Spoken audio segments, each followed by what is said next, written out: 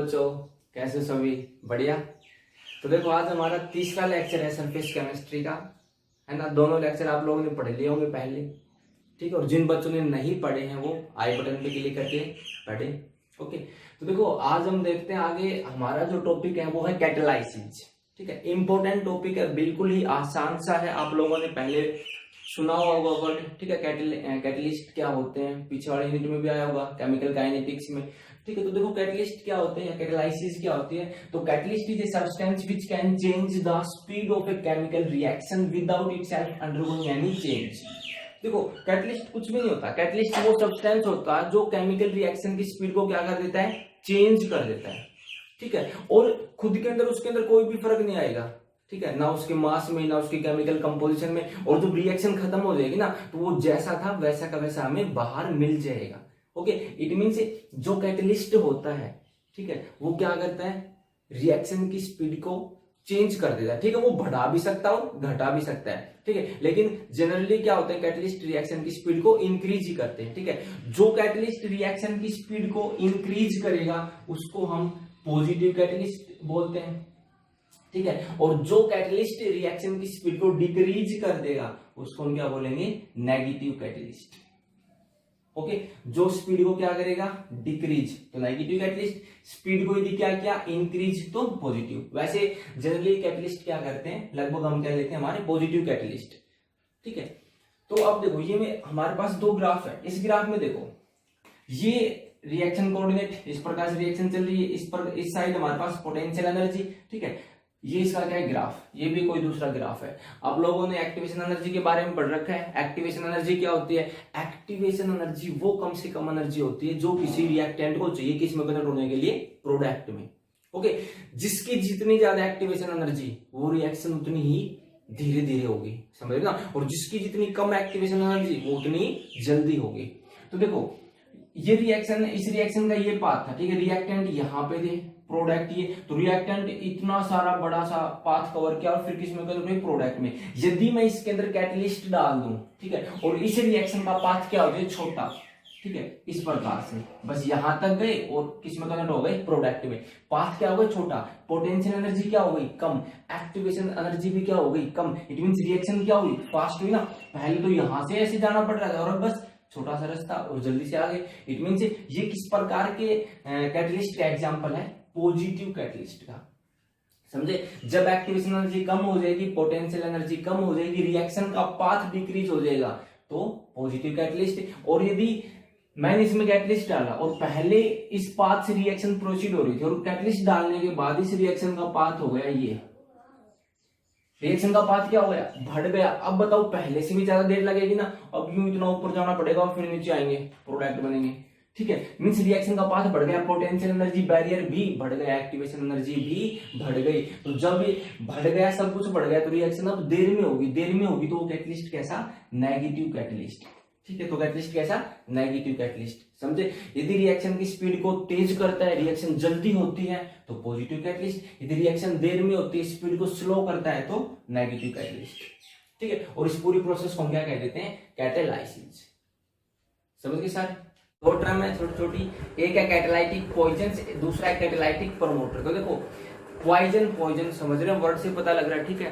तो पॉइजन क्या करेंगे, यदि किसी रिएक्शन के अंदर कोई पॉइजन प्रेजेंट है तो वो कैटालाइटिक पॉइजन क्या करेगा, वो कैटलिस्ट की उसकी जो एक्टिविटी है, ठीक है, कैटलिस्ट की जो काम करने की जो टेंडेंसी है उसको क्या कर देगा, कम कर देगा। It means lower the activity of catalyst. यदि कोई किसी रिएक्शन में जैसे कि कार्बन मोनोऑक्साइड प्रेजेंट है, आर्सेनिक प्रेजेंट है, तो ये क्या होता है, हमारी कैटालाइटिक पॉइजन कैटलिस्ट की एक्टिविटी को क्या कर देंगे, कम कर देंगे, ठीक है, कैटलिस्ट को अफेक्ट करेंगे। दूसरा कैटालाइटिक प्रमोटर, प्रमोटर मतलब प्रमोट करेगा, है ना, मींस बढ़ावा देना, ठीक है। तो कैटालाइटिक प्रमोटर कौन से होते हैं, कैटालाइटिक प्रमोटर वो होते हैं जो कैटलिस्ट की एक्टिविटी को क्या कर देंगे, इनहेंस कर देंगे, बढ़ा देंगे, ठीक है। तो कैटालाइटिक प्रमोटर भी डालते हैं, जैसे कि हैबर प्रोसेस होती है, हैबर प्रोसेस के अंदर हम अमोनिया की फॉर्मेशन करते हैं, अमोनिया की फॉर्मेशन करते हैं, उसके अंदर हम कैटलिस्ट डालते हैं आयरन, और आयरन के साथ हम प्रमोटर भी डालते हैं, कौन सा, मोलिबेडिनम, ठीक है। तो मोलिबेडिनम क्या करता है, वहां पे आयरन की एक्टिविटी को और भी ज्यादा बढ़ा देता है। और यदि कोई पॉइजन प्रेजेंट हो तो एक्टिविटी को क्या कर देगा, कम। ओके, अब हम देखते हैं टाइप्स ऑफ कैटलिस्ट। दो प्रकार के होते हैं हमारे पास, कौन कौन से? एक तो होगा होमोजीनियस कैटालाइसिस और दूसरा हेटेरोजीनियस कैटालाइसिस। ठीक है, तो देखो नाम से पता लग रहा है, आप लोगों को पता ही है होमो मीन्स क्या होता है, होमो मीन्स क्या होता है? सेम, होमो मीन्स सेम, और हेटेरो मीन्स क्या होता है? अलग अलग, डिफरेंट। ओके, तो देखो क्या बात है, होमोजीनियस कैटालाइसिस वो होंगे जहां पे रिएक्टेंट और कैटलिस्ट दोनों का सेम फेज हो। कैसा फेज हो? सेम फेज हो। सेम फेज मतलब दोनों की सेम स्टेट हो। ठीक है, दोनों गैस हो या दोनों सॉलिड हो, दोनों लिक्विड हो, इस प्रकार से। तो देखो ये मेरे पास पहली रिएक्शन SO2, SO2 क्या होती है? गैस। O2 क्या होती है? गैस। रिएक्टेंट किस फेज में? गैसेस फेज में। यहां पे कैटलिस्ट कौन? NO, नाइट्रिक ऑक्साइड, और NO भी क्या होता है? गैस। ओके, तो यहाँ पे तीनों सेम फेज में, तो किस प्रकार का कैटालाइसिस? Homogeneous catalysis. जो प्रोडक्ट है वो भी क्या हमारा? SO3 gas. ठीक है, दूसरा मेरे पास C2H5OH। ठीक है, क्या है? अल्कोहल। अल्कोहल है ना, क्या होता है? Liquid. Okay, liquid concentrated H2SO4 भी क्या है? सॉल्यूशन है, ये भी क्या मेरे पास? लिक्विड। और जो मेरे पास ये है ये भी क्या? लिक्विड। वाटर भी क्या? लिक्विड। ओके, अच्छा ये किसकी फॉर्मेशन हुई? C2H5 और C2H5 ROR। कौन सा ग्रुप? Ester group. ठीक है, तो ये किस प्रकार के कैटालिसिस के एग्जांपल है? होमोजेनियस। जब रिएक्टेंट और कैटलिस्ट सेम फेज में हो तो होमोजेनियस कैटालाइसिस। अगला मेरे पास हेटेरोजीनियस। तो देखो N2 क्या होती है मेरे पास? गैस होती है। हाइड्रोजन क्या होती है? गैस होती है। आयरन क्या मेरे पास? आयरन क्या होता है? सॉलिड। तो यहाँ पे कैटलिस्ट क्या मेरे पास है? सॉलिड। ठीक है, और अमोनिया क्या? गैस। तो यहाँ पे देखो रिएक्टेंट तो गैसेस फॉर्म में और जो हमारा कैटलिस्ट है वो सॉलिड फॉर्म में है। इट मींस अलग अलग हो गए ना। तो जब रिएक्टेंट और कैटलिस्ट डिफरेंट फेज में है तो हेटेरोजीनियस कैटालाइसिस। समझे? ठीक है, अगला एग्जांपल NH3 क्या मेरे पास? गैसेस फेज में। O2 क्या? गैसेस फेज में। और प्लेटिनियम क्या होता है? प्लेटिनियम मेरे पास सॉलिड है। ठीक है, प्लेटिनियम क्या मेरे पास है? सॉलिड। तो यहाँ पे रिएक्टेंट और जो कैटलिस्ट है वो डिफरेंट फेज में, इस वजह से कैसा कैटालाइसिस है? Heterogeneous catalysis. समझ गए इतना? बिल्कुल आसान से। अब दोनों की थ्योरी देखते हैं कि होमोजेनियस कैटालाइसिस की थ्योरी क्या होती है और हेटेरोजेनियस कैटालाइसिस की थ्योरी क्या होती है। ओके, देखेंगे थ्योरी ऑफ होमोजेनियस कैटालाइसिस। आसान सा, इंपॉर्टेंट है। ठीक है, तो जो होमोजेनियस कैटालाइसिस की जो थ्योरी है वो कौन सी है? Intermediate compound formation theory. It means कि एक कंपाउंड की फॉर्मेशन होगी इंटरमीडिएट कंपाउंड। इंटरमीडिएट मतलब कोई और बीच में कंपाउंड बनेगा। ठीक है, किस प्रकार से? देखो यहाँ पे क्या होगा, हम कैटलिस्ट लेंगे। कैटलिस्ट मैंने यहाँ पे NO लिया। ठीक है, गैसेस फॉर्म में। O2 भी क्या है? गैसेस फॉर्म में। अब यहाँ पे क्या होता है कि जो कैटलिस्ट होता है ना मेरे पास, कैटलिस्ट क्या करेगा? रिएक्शन के अंदर जाएगा। ठीक है, वो किसी एक रिएक्टेंट के साथ या सभी रिएक्टेंट के साथ कंबाइन करेगा। ठीक है, एक इंटरमीडिएट कंपाउंड की क्या करेगा? फॉर्मेशन करेगा। फिर वो जो इंटरमीडिएट कंपाउंड है ना, या तो डिकम्पोज होकर प्रोडक्ट देगा या किसी दूसरे रिएक्टेंट के साथ मिलकर क्या बना देगा? प्रोडक्ट। ठीक है, और खुद जैसा हमने को डाला था ना रिएक्शन में, वैसा का वैसा एज इट इज वो रिएक्शन के बाहर आ जाएगा। ठीक है, देखो ये मेरे पास रिएक्शन क्या थी? मेरे पास रिएक्टेंट मेरे पास SO2 और O2 है। ठीक है, मेरे पास SO2 और O2 थे, अभी हमने की थी पीछे रिएक्शन। ठीक है, तो अब क्या मैंने इसमें कैटलिस्ट डाला? NO। NO क्या करेगा? पहले एक रिएक्टेंट के साथ कंबाइन किया, किसकी फॉर्मेशन की? NO2 की। यहाँ पे ये जो NO2 है ना, ये मेरे पास एक इंटरमीडिएट कंपाउंड है। किसकी फॉर्मेशन हुई है? कि इंटरमीडिएट कंपाउंड की। अब फिर ये इंटरमीडिएट जो कंपाउंड है वो किसके साथ रिएक्ट करेगा? दूसरे रिएक्टेंट के साथ। और दूसरे रिएक्टेंट के साथ रिएक्ट करके इसने क्या बना दिया? प्रोडक्ट। क्या बनाया? SO3। ठीक है, और NO, और बाहर क्या निकल गया? NO। तो देखो NO ही हमने डाला था और NO ही बाहर आ गए ना। NO क्या है यहाँ पे? हमारा कैटलिस्ट, रीजनरेट कैटलिस्ट। ठीक है, जैसा डाला था वैसा का वैसा बाद में बाहर हमें मिल गया।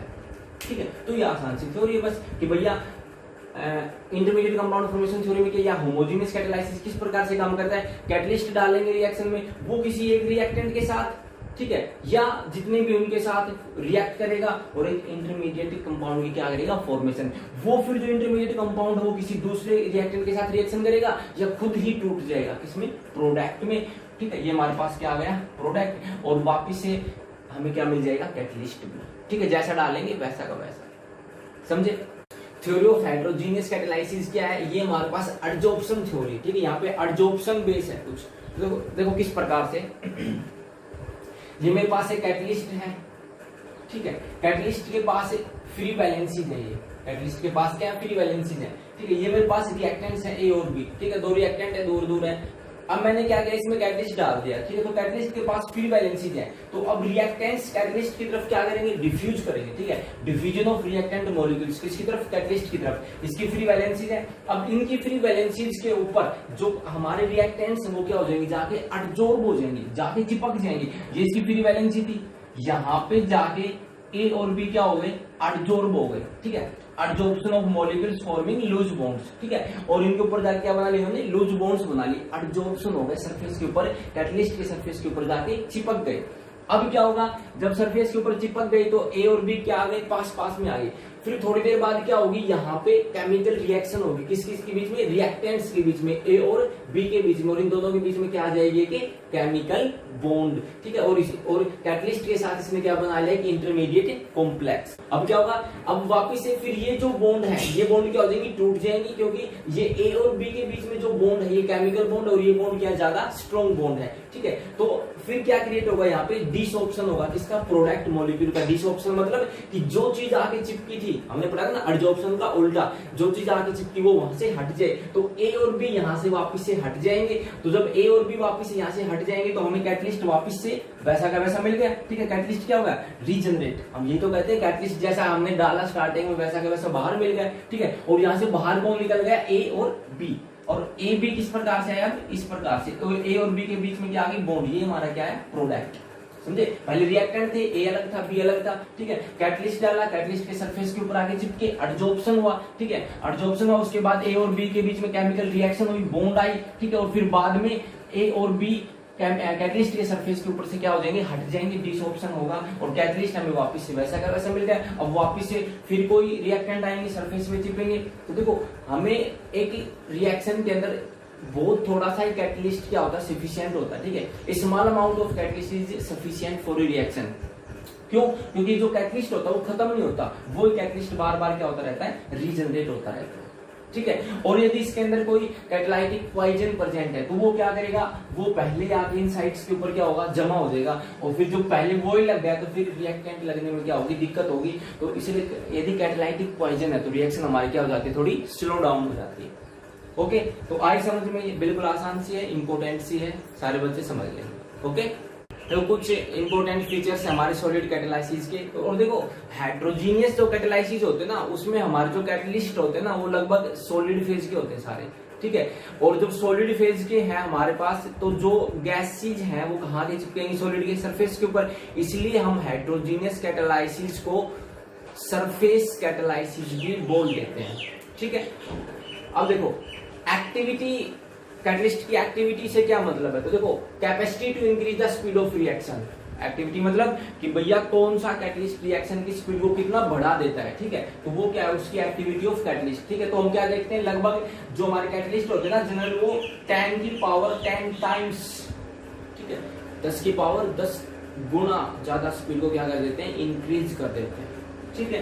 Activity means capacity to increase the speed of a reaction. दूसरा सिलेक्टिविटी। देखो सिलेक्टिविटी का मतलब कि ना अलग अलग रिएक्शन के लिए हमें अलग अलग क्या चाहिए, कैटलिस्ट चाहिए। या जैसे हमारे पास रिएक्शन एक ही है और उसमें यदि कैटलिस्ट अलग अलग डाल देना तो हमें प्रोडक्ट भी क्या मिलेंगे, अलग अलग। देखो ability to direct the reaction to form particular product. यदि मेरे पास कोई एक रिएक्शन ये है, एक बार मैंने CO और H2 को रिएक्ट करवाया, ठीक है, CO और H2 इस रिएक्शन में, लेकिन देखो मैंने एक बार कैटलिस्ट इसमें कॉपर डाला तो मुझे क्या मिलेगा, HCHO, ठीक है, फॉर्मल्डिहाइड। एक बार मैंने कैटलिस्ट इसमें निकल डाला तो मुझे क्या मिली, मीथेन गैस, CH4।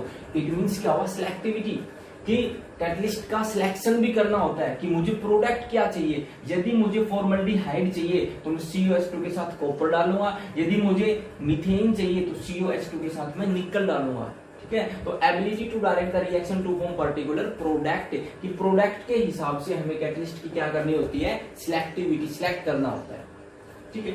अगला स्पेसिफिसिटी। स्पेसिफिसिटी का मतलब है कि जो कैटलिस्ट होते हैं ना वो हाई स्पेसिफिक इन नेचर होते हैं। इट मींस कि यदि एक रिएक्शन को कोई एक कैटलिस्ट करवा रहा है तो जरूरी नहीं वो दूसरी रिएक्शन को भी करवाए, ठीक है। अलग अलग रिएक्शन के लिए अलग अलग कैटलिस्ट हो सकते हैं। कोई जरूरी नहीं कि कोई कैटलिस्ट किसी एक रिएक्शन में काम कर रहा है तो दूसरे में वो फेल भी हो सकता है। ओके, देखो अगला हमारे पास जियोलाइट्स, ठीक है। जियोलाइट्स क्या होते हैं? जियोलाइट्स शेप सिलेक्टिव कैटलिस्ट होते हैं, ठीक है। शेप सिलेक्टिव कैटलिस्ट किस प्रकार से कि ये ना रिएक्टेंट और प्रोडक्ट की ना शेप के ऊपर डिपेंड करते हैं, ठीक है। ये नहीं कि जियोलाइट्स को हम हर जगह यूज करते हैं, ठीक है। ये ऐसे कैटलिस्ट हैं जो रिएक्टेंट की साइज और शेप के ऊपर डिपेंड करते हैं। क्यों होते हैं ना, उनका जो स्ट्रक्चर होता है वो हनीकॉम्ब होता है, ठीक है। हनीकॉम्ब लाइक स्ट्रक्चर, हनीकॉम्ब समझ लो जैसे कि मधुमक्खी का जो छत्ता होता है उस प्रकार से होता है, ठीक है। इसके अंदर बिल्कुल छोटी छोटी कैविटीज होती है, ठीक है, कि मींस जहां पे रिएक्टेंट आके चिपक सके, छोटे छोटे स्मॉल गैप्स होते हैं, पोरस स्ट्रक्चर होता है। तो इस वजह से छोटे छोटे गैप होने के कारण जिन रिएक्टेंट्स का जो साइज और जो शेप है उससे जो मैच करेगा कि ताकि वो उसके अंदर जाए और फिर वहां से आसानी से इजीली रिमूव हो जाए, वो ही रिएक्टेंट इस कैटलिस्ट के सरफेस के ऊपर जाके क्या हो सकता है, लग सकता है। वो रिएक्टेंट इस कैटलिस्ट के सरफेस के ऊपर क्या हो सकते हैं, जाके लग सकते हैं, ठीक है। जो हमारे जियोलाइट्स होते हैं वो एल्यूमिनो सिलिकेट्स होते हैं। इनका जनरल फॉर्मूला MX/N AlO2 की X SiO2 की Y डॉट ZH2O। ये यहाँ पे जो N है उस N का मतलब है कि मेटल कैटाइन पे कितना चार्ज है, ओके। तो देखो यहाँ पे क्या कि reaction depends on the size and shape of reactant and product molecules as compare to those of pores and cavities of a zeolite, okay. कि भैया साइज और शेप के ऊपर डिपेंड करेंगे किसके, रिएक्टेंट और प्रोडक्ट के, ठीक है। उनको हम क्या कहते हैं, जियोलाइट्स। अब देखो अल्कोहल से यदि हम हाइड्रोकार्बन का प्रोडक्शन करते हैं तो हम यहाँ पे डालते हैं कि ZSM5, ठीक है। ये यहाँ पे जो ZSM5 वो हमारे पास एक जियोलाइट कैटलिस्ट है, ओके। देखो आगे हमारे पास एंजाइम्स। एंजाइम्स भी क्या होता है, हमारे कैटलिस्ट होते हैं, ठीक है। फर्क इतना होता है कि जो एंजाइम्स होते हैं वो हमारे बायोकेमिकल कैटलिस्ट होते हैं, ठीक है। मींस जो हमारे शरीर के अंदर जो रिएक्शंस होती हैं वहां पे जो कैटलिस्ट होते हैं उनको हम क्या कह देते हैं, एंजाइम्स कहते हैं, ठीक है। हमारे शरीर में जितनी भी रिएक्शंस होती हैं उन हर एक रिएक्शन के लिए हमें अलग अलग कैटलिस्ट की जरूरत होती है, ठीक है। मींस अलग अलग एंजाइम की क्या होती है, जरूरत होती है। तो एंजाइम्स क्या होते हैं, हमारे बायोकेमिकल कैटलिस्ट होते हैं। क्या होते हैं ये हमारे ग्लोबुलर प्रोटीन्स होते हैं, ठीक है। जो हमारे शरीर के अंदर जो हमारे जो प्रोटीन्स है, कौन से, ग्लोबुलर प्रोटीन्स है वो होते हैं। और हमारे प्रोटीन्स का मास क्या होता है, बहुत ज्यादा हाई होता है, ठीक है। उन्हीं को हम क्या कहते हैं, एंजाइम्स। वही काम करते हैं, enzymes act as a catalyst, okay. जैसे कि ये रिएक्शन हमारे पास जैसे कि किसका फॉर्मूला, C12H22O11 सुक्रोज। सुक्रोज की वाटर के साथ रिएक्शन करवाई, किसमें टूटेगा, ग्लूकोज और फ्रक्टोज में।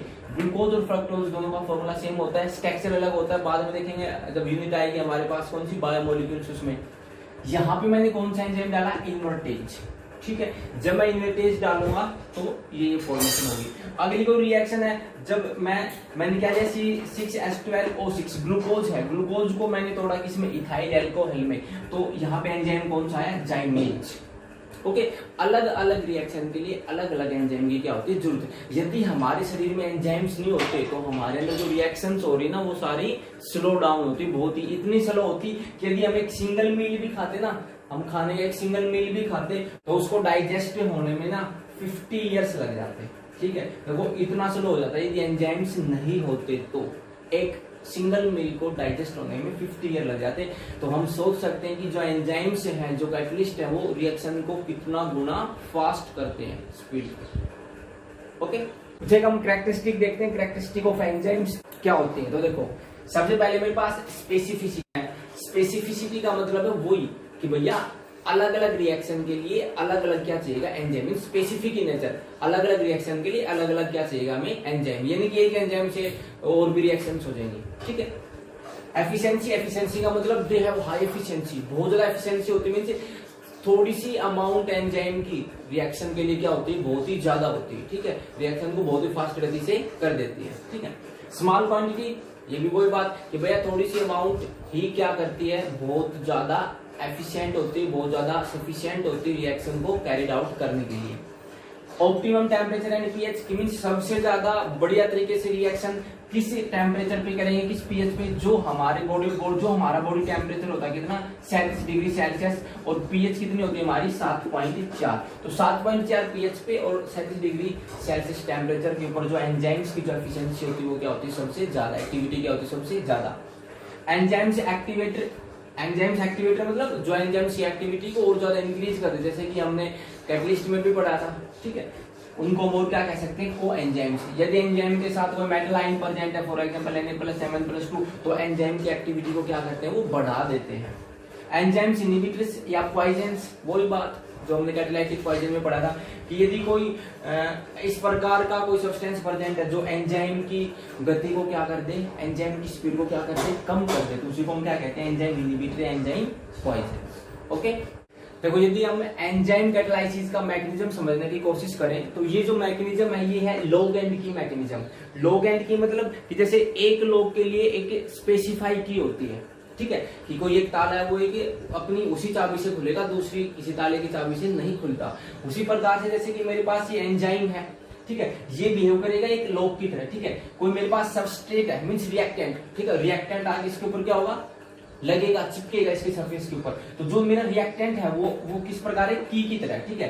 तो जो हमारे एंजाइम से वो क्या है, एक बिल्कुल स्पेसिफाई नेचर है। तो जिस प्रकार की इसकी कैविटी है, ठीक है, उसी प्रकार की किसी सबस्ट्रेट के पास है जो इसके अंदर फिट हो सकता है, वही तो क्या होगा, इसके अंदर आके फिट होगा और वही लग सकता है, ठीक है। यदि कि कोई और आया मेरे पास, यदि इस प्रकार से मेरे पास सबस्ट्रेट है कोई, तो वो क्या इसमें फिट हो सकता है, इसकी कैविटीज में नहीं हो सकता, ठीक है। तो एक स्पेशल रिएक्टेंट या सबस्ट्रेट होगा जो किसी एक स्पेशल एंजाइम के साथ जाके क्या होगा, कैविटीज के ऊपर फिट होगा, ठीक है। तो जैसे ये मेरे पास एक एंजाइम कैटलिस्ट है, ये मेरे पास सबस्ट्रेट है मींस रिएक्टेंट की तरह काम करेगा, इसके अंदर जाके क्या हुआ, फिट हुआ, ठीक है। एंजाइम सबस्ट्रेट कॉम्प्लेक्स की फॉर्मेशन हुई, उसके बाद फिर क्या होगा, यहाँ पे रिएक्शन होगी, रिएक्शन होने से जो मेरा सबस्ट्रेट गया था, जो रिएक्टेंट था वो किस में कन्वर्ट हो जाएगा, प्रोडक्ट में, यहाँ से ब्रेक डाउन हो जाएगा, और ब्रेक डाउन होने के बाद वापिस से ये इन कैविटीज को छोड़ देगा और मुझे क्या मिल जाएगा, प्रोडक्ट, और एंजाइम एज इट इज यूं का यूं बाहर। क्योंकि हम पढ़ते हैं कि एंजाइम क्या कैटलिस्ट और कैटलिस्ट जिस प्रकार का रिएक्शन में डालते हैं वैसा का वैसा क्या जाता है, बाहर, ठीक है। एक दूसरे तरीके से और समझते हैं, देखो जैसे कि पहले स्टेप में क्या होगा, स्टेप फर्स्ट में formation of enzyme substrate complex होगी, ठीक है, बड़ा ही फास्ट स्टेप होगा। मेरे पास एंजाइम है, सबस्ट्रेट है, दोनों मिले क्या बना दिया, एंजाइम सबस्ट्रेट, क्या बोलेंगे, एंजाइम सबस्ट्रेट कॉम्प्लेक्स। फिर दूसरे स्टेप में क्या होगा, ये जो एंजाइम सबस्ट्रेट कॉम्प्लेक्स है उसका क्या होगा, डिसोसिएशन। एंजाइम सबस्ट्रेट कॉम्प्लेक्स है, ठीक है, उससे क्या होगा, enzyme product, association means product की फॉर्मेशन होगी, और फिर यहाँ से प्रोडक्ट क्या हो जाएगा, अलग, एंजाइम अलग और प्रोडक्ट अलग, और एंजाइम क्या होगा हमारा, रीजनरेट। ओके, ये हमारा क्या मैकेनिज्म किसका, एंजाइम कैटालाइसिस का, समझे ना, ठीक है। तो आज के लेक्चर में इतना ही, सारे बच्चे पढ़ लेंगे, सभी के समझ में आया होगा। ओके, और जिन बच्चों ने चैनल अभी तक सब्सक्राइब नहीं किया वो सब्सक्राइब करें, फ्रेंड के साथ शेयर करें, लाइक करें। ओके, हंसते रहें, मुस्कुराते रहें। Bye, take care.